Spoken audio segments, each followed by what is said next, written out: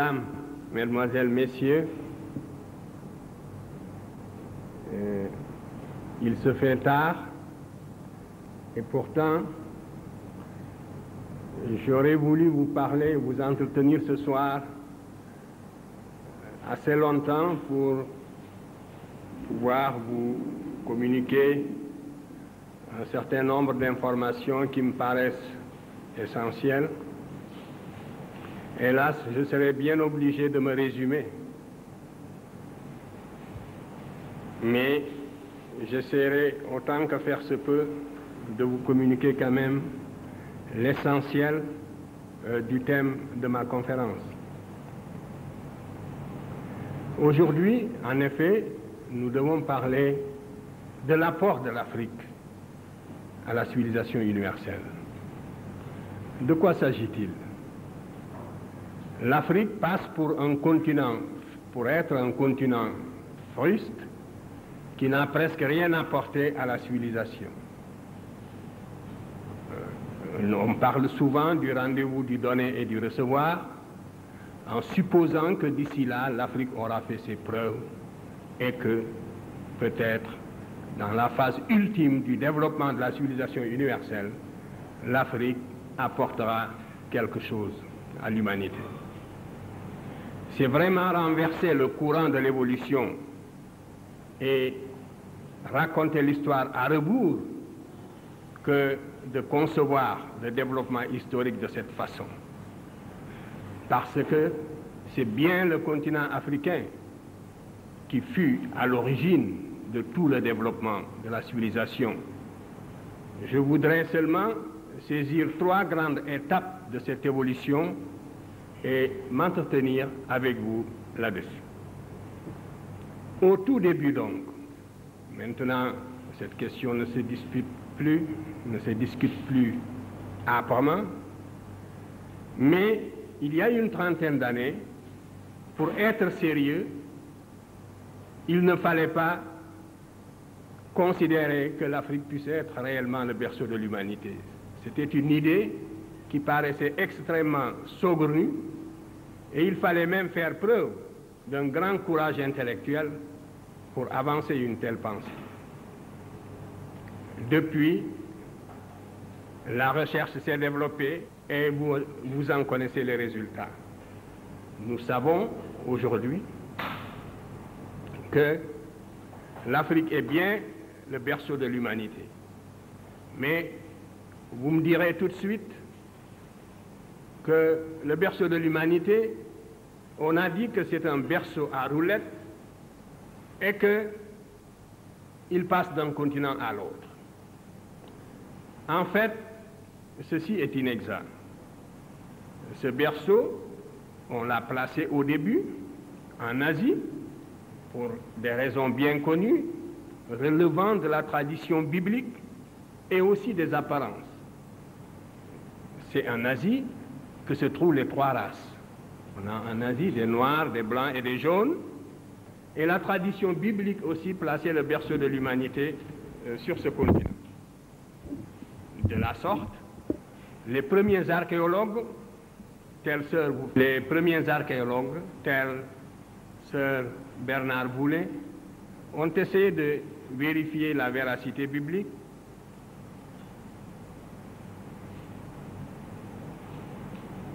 Donc, des fouilles ont été entreprises en Mésopotamie pour montrer que le déluge a bien eu lieu et que la Bible a dit vrai. En Asie, on a trouvé le pithécanthrope. Ces minces éléments ont suffi pour placer le berceau de l'humanité en Asie. Mais dès que la recherche s'est intensifiée, on s'est aperçu que c'est vers l'Afrique plutôt qu'il faut regarder, d'autant plus que des auteurs comme Darwin avaient déjà suggéré cette idée-là. Maintenant, les fossiles et les vestiges trouvés en Afrique ne laissent plus aucun doute sur le fait que l'Afrique est le berceau de l'humanité. Et depuis que le berceau a été placé en Afrique, je vous l'ai dit, il ne l'a plus quitté. Et chaque jour, la recherche dans le domaine de la préhistoire, dans le domaine de l'archéologie préhistorique, prouve que l'Afrique est bel et bien le berceau de l'humanité. 6 spécimens d'hommes, si on peut les appeler ainsi, le terme est relativement impropre pour certains d'entre eux, mais pour nous exprimer d'une façon imagée, disons que 6 spécimens d'hommes sont nés en Afrique, ont vu le jour en Afrique. Les 3 premiers n'ont pas atteint, semble-t-il, dans l'état actuel de la recherche, un potentiel d'expansion suffisant pour sortir de l'Afrique. Mais les 3 autres en sont sortis pour peupler les autres continents. Les 3 premiers sont l'Australopithèque robustus, ce sont des noms barbares, je ne m'attarderai pas sur ces questions-là. C'est donc l'Australopithèque robustus, l'Australopithèque gracile et l'Homo habilis. Ces 3 spécimens, on ne les trouve pas sur les autres continents dans l'état actuel de l'archéologie préhistorique, de la recherche dans le domaine de l'archéologie préhistorique. Mais l'Homo erectus, qui est apparu en Afrique il y a environ 2 millions d'années, l'homme de Néandertal, que l'on appelle maintenant, et que l'on appelait aussi l'Homo faber, et que l'on appelle maintenant l'Homo sapiens, ainsi que l'Homo sapiens sapiens, ces 3 variétés sont sorties de l'Afrique pour aller peupler le reste du monde. L'Homo erectus est sorti de l'Afrique très probablement vers 1 700 000 ans. Il y avait 2 voies de sortie pour cette humanité, soit par l'isthme de Suez, soit aussi par le détroit de Gibraltar. Ce sont les voies qui ont été pratiquées par la première humanité née en Afrique sous la latitude du Kenya, dans cette région de l'Afrique de l'Est, qui comprend à la fois l'Éthiopie, le Kenya, la Tanzanie et même l'Afrique du Sud. Donc, cette humanité qui est née dans cette région est sortie de l'Afrique par l'isthme de Suez et par le détroit de Gibraltar. L'Homo erectus est entré en Europe il y a environ 400 000 ans. Il a été suivi par l'homme de Néandertal, très probablement vers 100 000 ans ou 150 000 ans. Et l'Homo sapiens sapiens lui-même, c'est-à-dire l'homme qui est à la fois comme vous et moi, c'est la dernière forme, si vous voulez, de l'humanité. L'Homo sapiens sapiens est sorti de l'Afrique il y a 40 000 ans et est allé peupler également l'Europe. Voilà donc le processus de la formation, si vous voulez, de l'humanité, de l'apparition de l'humanité, et aussi le déplacement de cette humanité vers les autres continents. Si l'humanité était restée seulement en Afrique, elle ne se serait pas différenciée en races. Le continent africain présente une climatologie qui ne justifie pas extrêmement la différenciation raciale. Donc la race est une notion géographique. Et c'est parce que l'Homo sapiens sapiens est sorti de l'Afrique il y a 40 000 ans pour aller peupler l'Europe en particulier, qu'il est entré en Espagne et en France, qu'il a séjourné dans cette région dans des conditions extrêmement dures, parce que c'est pendant la dernière glaciation würmienne qui a duré 100 000 ans que l'Homo sapiens sapiens est sorti de l'Afrique.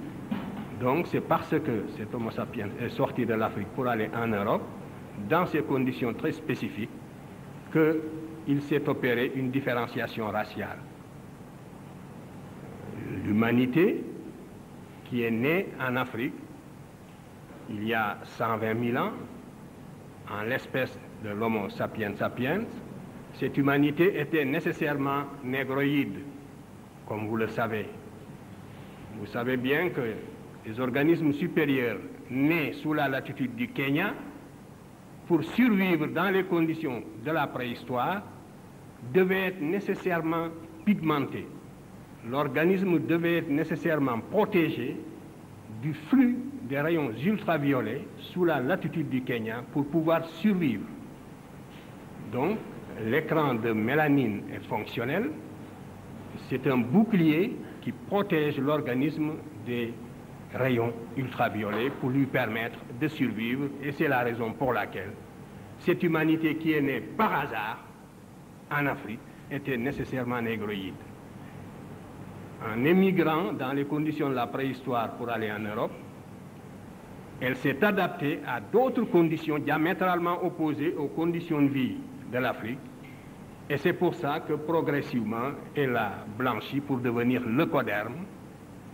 Ce laps de temps est évalué à peu près à 20 000 ans si nous considérons la date, l'époque de l'entrée de l'homme de Grimaldi, c'est-à-dire du premier Africain en Europe. L'homme de Grimaldi, ainsi qu'on l'appelle, est entré en Europe il y a 40 000 ans. Il est resté sur place, il a évolué sur place jusqu'à moins 20 000 ans, pour qu'apparaisse pour la première fois sur la planète la morphologie du leucoderme et par conséquent le type humain qu'on appelle la race de Cro-Magnon. Il faudra encore attendre 15 000 ans pour qu'apparaisse le type que l'on appelle communément l'homme de la chancelade et qui serait le prototype du jaune. Pendant le Paléolithique supérieur, donc, voilà les trois races qui vont exister dans les conditions de la glaciation burmienne. Et la toute première, qui est la race noire, s'est étendue de l'Europe de l'Ouest jusqu'au lac Baïkal, à travers la Crimée, le bassin du Don, toute la région de l'Europe actuelle. Partout, on trouvait, il y a 32 000 ans, on ne trouvait qu'une seule humanité homogène, qui était cette humanité négroïde, qui, en s'expatriant, se différenciait aussi. C'est la même humanité aussi qui a fini, vers moins 15 000 ans, qui a traversé le détroit de Bering pour aller peupler également les trois Amériques. Justement, le peuplement de l'Amérique est une confirmation de l'origine monogénétique de l'humanité, parce qu'en Amérique, vous avez toutes les transitions climatiques depuis la Terre de Feu jusqu'en Alaska. Vous avez donc toutes les zones climatiques possibles qui existent. Mais l'Amérique n'a pas connu d'homme fossile. Il n'y a pas, par exemple, en Amérique, ni d'Homo erectus, ni d'Australopithèque robustus, ni d'Australopithèque gracile, ni d'Homo habilis, ni d'Homo erectus. Parce que comme je vous ai dit que les trois premières variétés ne sont pas sorties de l'Afrique, c'est tout à fait normal qu'on ne les trouve pas en Amérique, mais l'Homo erectus est bien sorti de l'Afrique et on ne le trouve pas en Amérique. De même, l'homme de Néandertal est sorti de l'Afrique et on ne le trouve pas non plus en Amérique. Donc, nous voyons bien que l'origine monogénétique de l'humanité, qui au premier abord paraissait relativement invraisemblable, est confirmée par l'archéologie préhistorique. Si j'avais le temps, j'aurais parlé de la philosophie qui sous-tend les deux thèses qui s'affrontent aujourd'hui dans le domaine de l'hominisation et de la théorie de l'hominisation. Vous savez bien qu'il y a la thèse monogénétique qui s'appuie sur toutes ces données de l'archéologie préhistorique, mais à côté aussi, il y a la thèse polycentrique qui voudrait que certaines conditions étant réunies, la nature ait créé ici un homme jaune, là un homme blanc et ailleurs un homme noir. Cette thèse, qui est aussi la thèse du bon sens, eh bien, elle n'est pas confirmée par les faits d'archéologie préhistorique. Et lorsqu'on y regarde de près, elle est même la plus invraisemblable parce qu'il est extrêmement improbable que la nature, au cours de son évolution, passe 2 fois par le même point. Bref, c'est la thèse monogénétique qui est confirmée. La thèse polycentrique est sous-tendue aussi par des préoccupations, disons, raciales, pour ne pas dire racistes. Tout ce que je vous dis sur l'origine de l'humanité ne doit pas nous inciter à tirer la moindre gloriole, si je puis dire, du fait. Il nous faut seulement considérer que c'est un fait du hasard. Mais si on le perd de vue, on explique l'évolution à rebours que vous disiez, et on enlève l'appétit intellectuel aux chercheurs et aux étudiants. C'est donc le seul intérêt que présente cette thèse, c'est parce qu'elle est conforme à l'évolution réelle, au processus réel d'hominisation, donc elle est conforme à la science, et prendre le contre-pied, c'est donc prendre le contre-pied de la science. Voilà donc l'intérêt surtout qu'il faut attacher à cette théorie de l'apparition de l'homme en Afrique. Vous voyez donc au tout début, par le plus grand des hasards, l'Afrique a vu naître l'humanité et le peuplement du reste du monde s'est fait à partir de l'Afrique. Et les hommes qui sont sortis de l'Afrique ne sont pas sortis de l'Afrique les mains nues. Ce sont des hommes qui sont sortis avec toute leur industrie constituée. L'homme de l'Aurignacien avait inventé une industrie justement. Le Grimaldien, comme je l'ai appelé tout à l'heure, il a inventé une industrie qu'on appelle l'industrie aurignacienne. C'est ainsi qu'on l'a caractérisé une fois qu'il est arrivé en France. Mais cet homme est entré en Europe avec son industrie bien constituée. L'industrie aurignacienne, dont cet homme est responsable, n'est pas née en Europe. Elle a été inventée de l'extérieur. Et les inventions qui se situaient au niveau de la pierre à cette époque étaient de véritables révolutions. Cela aussi, il ne faut pas le perdre de vue.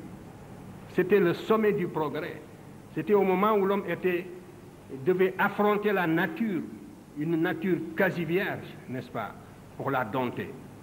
Et dans ces conditions-là, qui étaient des conditions extrêmement dures que l'imagination peut à peine aujourd'hui reproduire, les hommes, à cette époque-là, c'est l'Afrique qui a porté aux autres continents. Et nous sortons de la préhistoire et nous entrons dans la période historique proprement dite. Je passe très vite. La période historique proprement dite, elle est caractérisée par l'apparition de l'écriture. Là encore, c'est la vallée du Nil qui devance le reste de l'humanité pour des raisons bien simples. L'évolution de l'Europe était retardée par justement cette fameuse glaciation vurmienne dont je viens de vous parler, qui, ayant duré 100 000 ans, s'étend par conséquent de moins 80 000 à moins 10 000. Vous voyez. Donc, pendant toute cette période, l'évolution de l'Europe étant retardée, l'Afrique a évolué normalement. L'Afrique a connu seulement des périodes tantôt sèches, tantôt des périodes pluviales. Donc, a évolué selon un rythme relativement normal. Et le processus cumulatif de la civilisation était donc plus intense en Afrique qu'en Europe où on vivait dans des grottes. Il en résulte tout de même le fait que l'Afrique entre, la première dans la période historique, et dès la fin du 4e millénaire avant Jésus-Christ, l'Afrique invente l'écriture. Et à partir de moins 3300, nous avons des documents écrits, nous pouvons suivre l'évolution de l'Afrique dans la vallée du Nil. En moins 4236, l'Afrique invente déjà un calendrier sidéral. Le calendrier sidéral fondé sur le lever d'une étoile du ciel, qui est l'étoile la plus brillante du ciel, l'étoile Sirius, qui est dans la constellation du Grand Chien, c'est l'étoile la plus brillante du ciel. Les Égyptiens, en moins 4236, avaient déjà remarqué que cette étoile se lève en même temps que le Soleil, pratiquement, sous la latitude de Memphis, tous les 1460 ans. Et c'était la base de leur calendrier. Donc c'était un repère chronologique absolu, pour ainsi dire. Imaginez le Soleil, un phénomène aussi fugace, le Soleil qui se lève en même temps qu'une étoile. Le phénomène ne dure que quelques secondes, à peine moins d'une minute. Et il ne se reproduira plus avant 1460. L'année suivante, si vous regardez, si vous mettez sous la même latitude pour regarder le Soleil et cette étoile en question, vous constaterez qu'il y a un écart d'un quart de jour. Et la deuxième année, vous constaterez qu'il y a un écart d'une demi-journée. Et au bout de 4 ans, vous constaterez qu'il y a un écart d'une journée. Par conséquent, dès moins 4236, les Égyptiens connaissaient l'année bissextile et pouvaient très bien, tous les 4 ans, ajouter au calendrier de 365 jours en quart, donc tous les 4 ans, ajouter un jour pour créer une année bissextile. Mais ils ont préféré, au lieu de rectifier tous les 4 ans, suivre l'évolution du phénomène pendant 1460 ans pour ajouter une année de plus.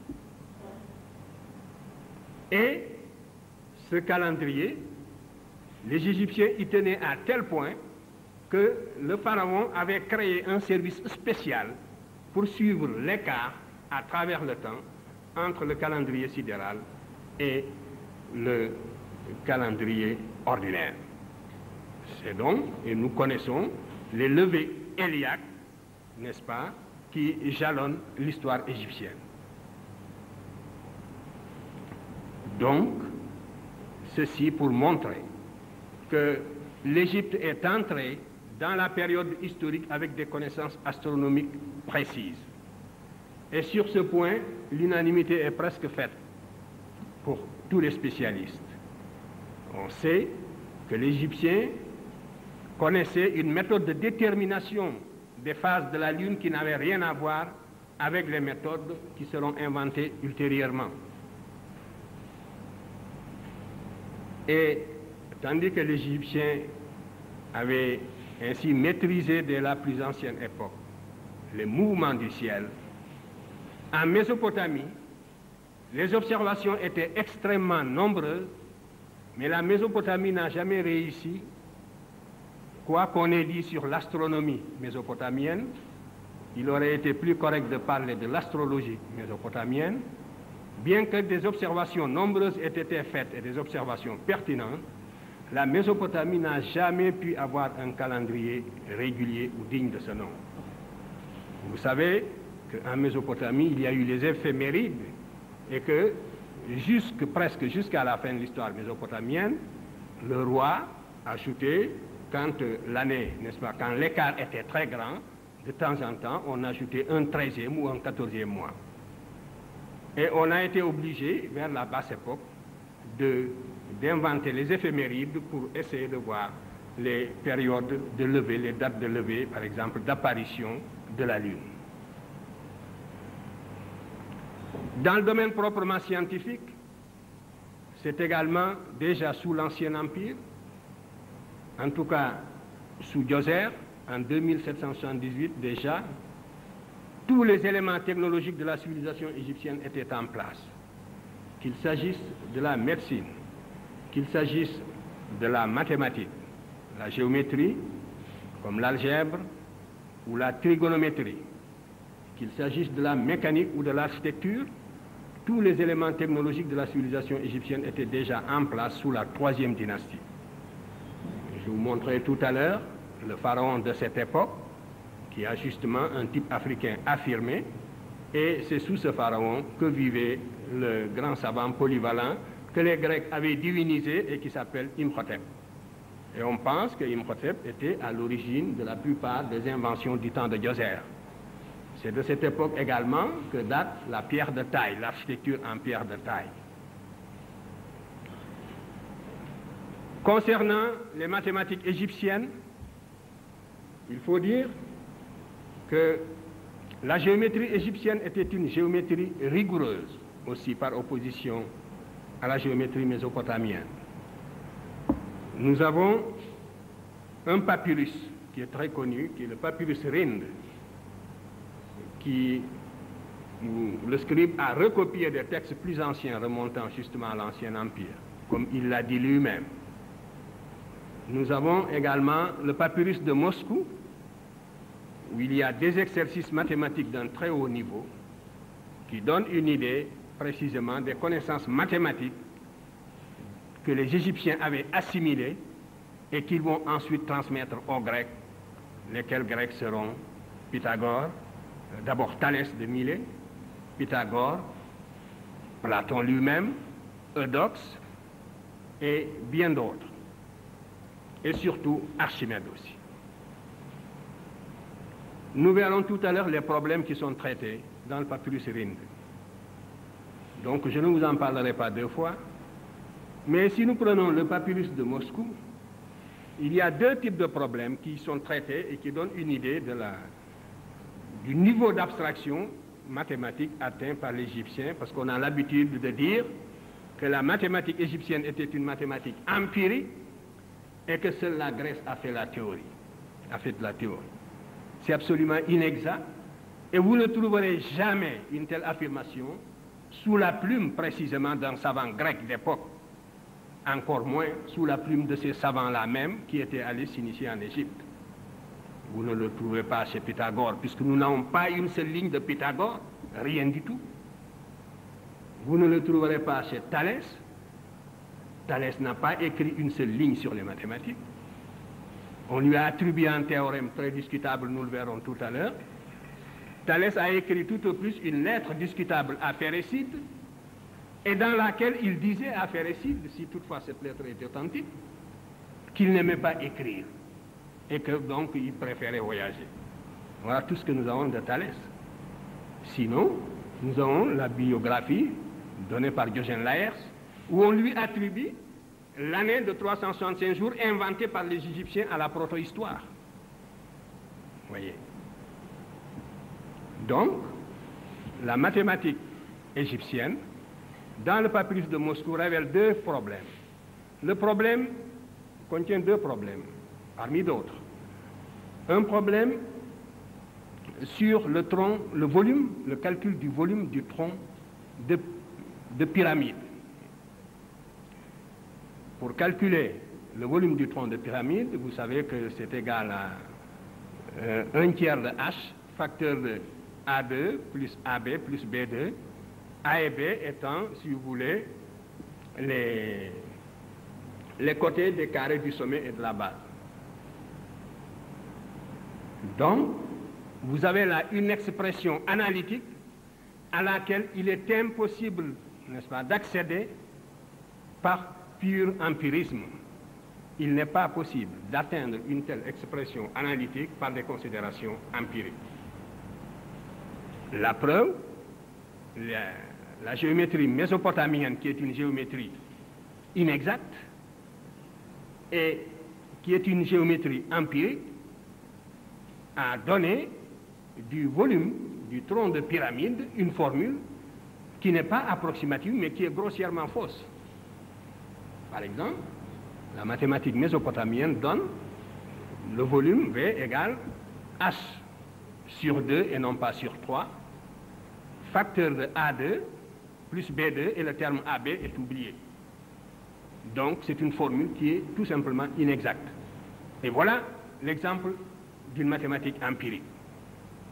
Et il en est de même, le même papyrus contient le problème, donc un autre problème, qui est l'exercice numéro 10, qui porte sur le volume de la sphère. Ceux d'entre vous qui se sont intéressés aux mathématiques, les mathématiciens qui sont dans la salle, savent combien il est difficile d'étudier les surfaces courbes, et ils savent surtout qu'on ne peut pas donner la formule rigoureuse de la surface de la sphère, comme les Égyptiens l'ont fait dans l'exercice numéro 10 du papyrus de Moscou, c'est-à-dire donc 4πr2, qui est la formule moderne, de même que la formule que je vous ai donnée tout à l'heure pour le tronc du volume de pyramide correspond à la formule moderne. Eh bien, vous savez bien qu'une telle formule, on ne peut pas y accéder, justement, par des voies empiriques. Rien que ces deux exemples montrent donc le côté hautement théorique de la mathématique égyptienne. Et n'oubliez pas, justement, ce que contient l'épitaphe d'Archimède, qui passe pour être le plus grand mathématicien grec de l'Antiquité. Archimède, parmi toutes les découvertes qu'il avait faites, considérait précisément que la plus belle de toutes, c'était la surface de la sphère, avec le cylindre exscrit. Et c'est la raison pour laquelle il avait choisi cette figure comme épitaphe. Et quand Cicéron a trouvé son tombeau, sa tombe en Sicile, en Syracuse, eh bien, il a été guidé par cette figure qu'on a retrouvée, précisément, sur la dalle. Et c'est comme ça qu'on a identifié le tombeau d'Archimède. Eh bien, cette figure, les Égyptiens l'avaient tracée tout simplement 2000 ans avant la naissance d'Archimède. Et c'est ce que prouve aujourd'hui la recherche historique sur la base strictement des documents dont l'humanité dispose. Et ce que je vous dis là, bien d'autres théoriciens le savent et le disent également aussi. Il y a des chercheurs de bonne foi répartis dans le monde qui reconnaissent ces faits, mais ces faits ne sortent pas des laboratoires. Donc le sens un peu de cette conférence, c'est aussi de vous mettre au courant de tout ce qui est acquis depuis longtemps, mais qui, faute de vulgarisation, reste justement dans les bibliothèques. Il en est de même de l'arithmétique égyptienne. Les Égyptiens avaient inventé ce que nous pourrions considérer aujourd'hui dans nos calculs comme une table de logarithmes, c'est-à-dire une décomposition des fractions. Des fractions de numérateur 2 sur n. Mais n étant un nombre impair. Et donc, ils partent de 2 sur 3 jusqu'à 2 sur 101.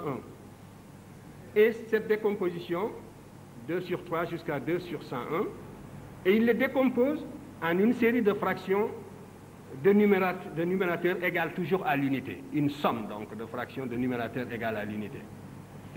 Et ces décompositions devaient permettre aux Égyptiens de faire toutes sortes de calculs, si vous voulez, en arithmétique. Et l'on s'est demandé quelle méthode l'Égyptien employait-il. Parce que quand on regarde la démonstration, la méthode, les décompositions, elle suppose la connaissance de tous les théorèmes de l'arithmétique élémentaire. Mais la civilisation égyptienne étant une civilisation essentiellement initiatique, beaucoup de science est perdue du seul fait que les Égyptiens eux-mêmes gardaient jalousement leur science. Et les Grecs éprouvaient les plus grandes difficultés pour se faire initier. Pythagore en sait quelque chose, Platon en sait quelque chose, Eudoxe aussi, et tant d'autres. Alors, les Américains, en 1967, ont dit, nous allons voir si les Égyptiens procédaient par pur empirisme, ou bien s'ils utilisaient vraiment des méthodes rationnelles.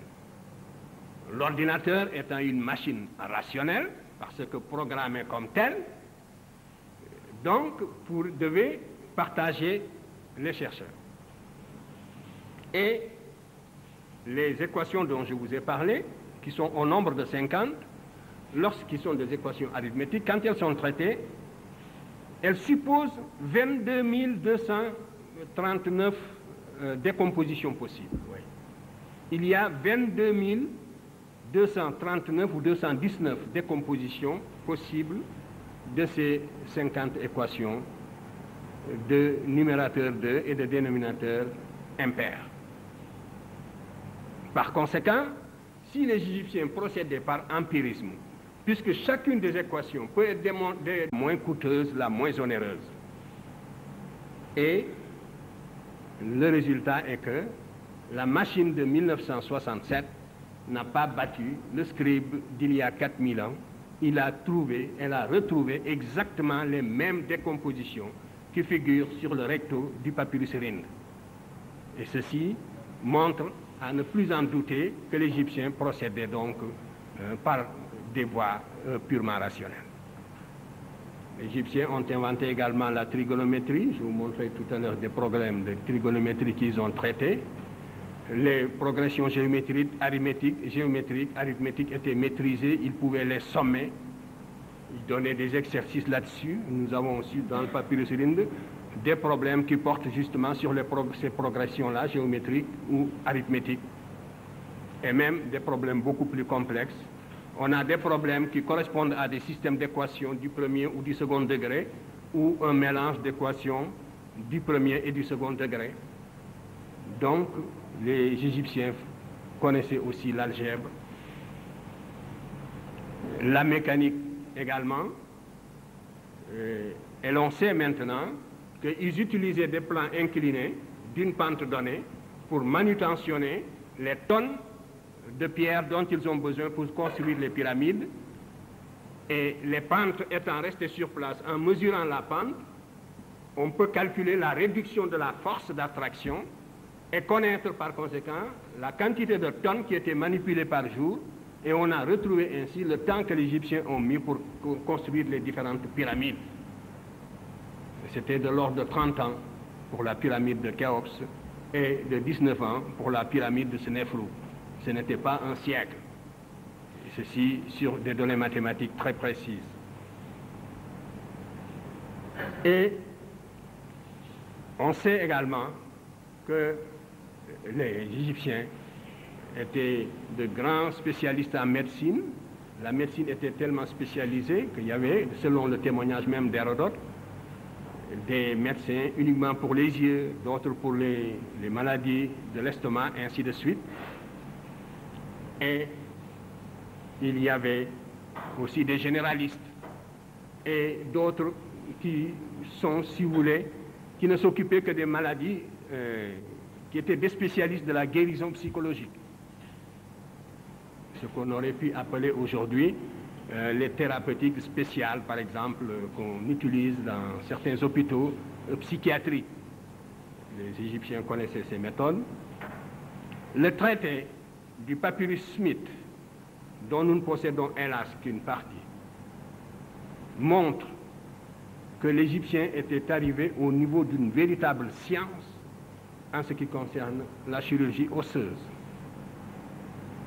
Et c'est dans le papyrus Smith que le cerveau a été désigné pour la première fois dans toute la littérature scientifique et médicale de l'Antiquité par son vrai nom, et c'est aussi la première fois que l'on a essayé, avant Broca pour ainsi dire, d'identifier les différentes fonctions du cerveau, c'est-à-dire les lésions du cerveau en liaison avec les paralysies que ces liaisons vont produire aux différentes parties du corps. Donc, tout cela montre que l'Égyptien avait atteint un niveau scientifique extrêmement élevé dès l'Antiquité.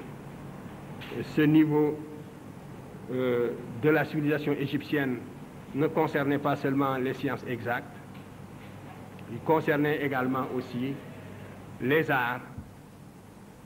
Je vous ai dit que l'architecture en pierre de taille remonte à la 3e dynastie. L'art a influencé l'art égyptien, a influencé l'art grec, à n'en pas douter. Le canon pictural est le même, et on le retrouvera tout à l'heure, et ainsi de suite.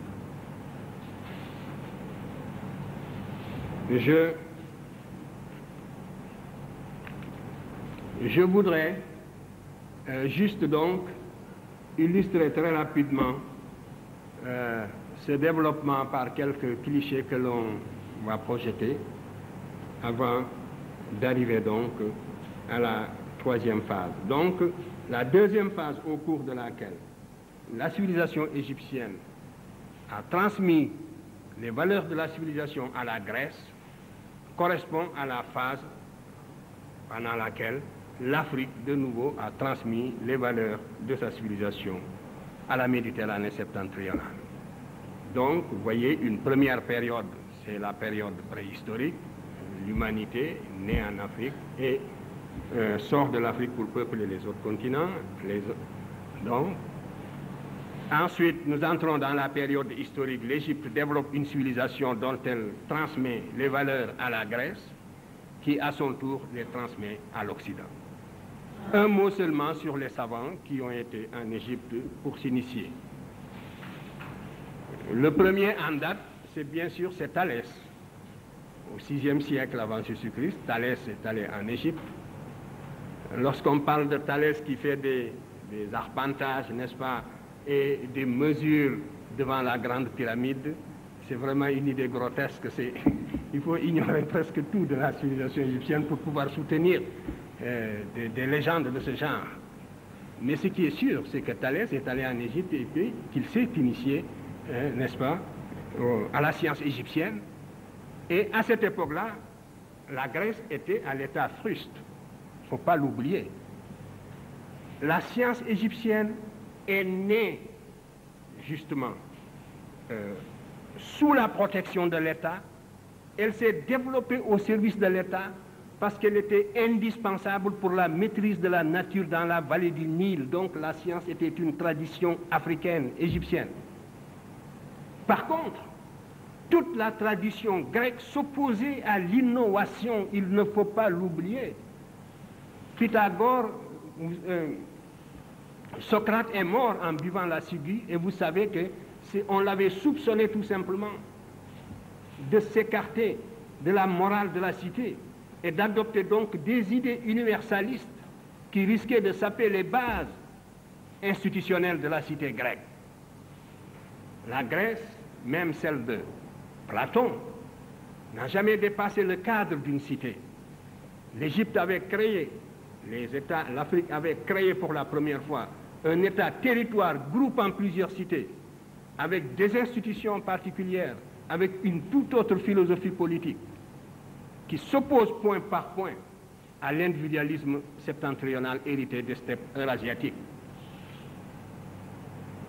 Donc, c'est Thalès qui va d'abord en Égypte, qui s'instruit de la mathématique égyptienne et qui a introduit la géométrie en Grèce.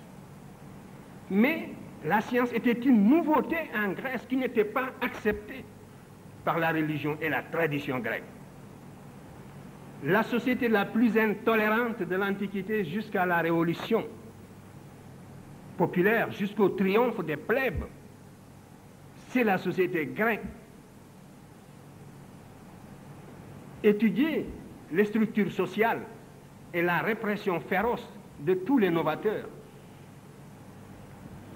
Anaximandre a failli, Anaxagore a failli être tué. C'est parce qu'il était l'ami de Périclès, et c'est Périclès qui l'a sauvé de justesse. Aristote s'est enfui, il a failli être tué. Platon s'est enfui, il a failli être tué. Socrate a été tué. Voilà la société grecque et son attitude à l'égard de ses savants. L'innovation philosophique, l'innovation scientifique, on n'en veut pas. Ce sont des notions étrangères aux structures sociales grecques. Jusqu'à la Révolution. L'élément porteur d'avenir de la société grecque, ce n'était pas son aristocratie. C'était la plèbe, les sans-feu ni lieu, qui n'avaient aucun droit, qui vivaient à l'extérieur des cités, qui par conséquent devait conquérir le droit de cité par la force, qui, tout le potentiel laïque et rationnel de la société grecque se trouvait chez la plèbe. Et c'est avec la montée des plèbes que la société grecque s'est laïcisée dans les conditions que l'on sait et sur lesquelles je ne peux pas m'étendre, mais tout ceci pour dire donc